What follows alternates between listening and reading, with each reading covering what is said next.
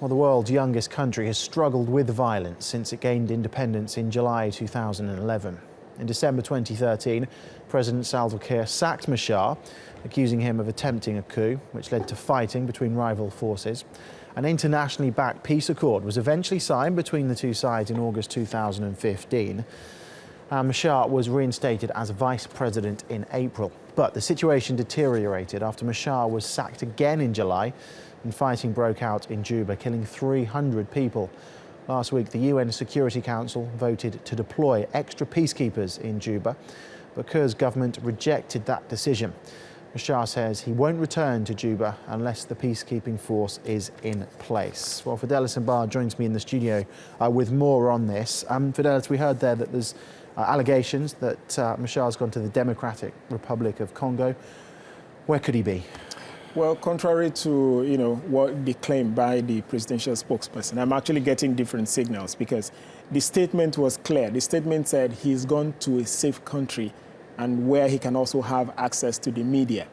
DRC is not the safest of places for him to go because, South Sudan shares boundaries with 6 countries. You have Sudan in the north, you have Central African Republic, you have Democratic Republic of Congo, and then by the other angle, you have Uganda, you have Ethiopia, and you have Kenya. Uganda, Ethiopia, and Kenya actually are more like the safest of places for him to go to.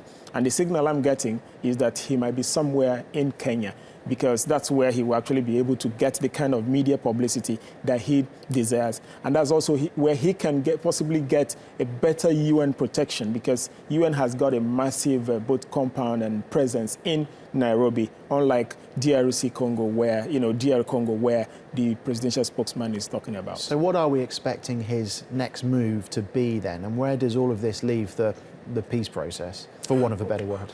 Well, I feel, he's leaving now is just to impress it on the international community that, look, the situation is really bad and you have to intervene urgently. And I won't be surprised when he addresses the press either later today or tomorrow, where he will be trying to explain to them the situation on ground, the attacks his fighters have gone through, people who have been killed, the number of people displaced, trying to just make them see reason why they should urgently deploy troops, because that has been his, his demand, that unless they are neutral forces with the mandate to actually protect civilians on ground, he won't be able to return to Juba. And what are we expecting the international community to do? How are they likely to respond?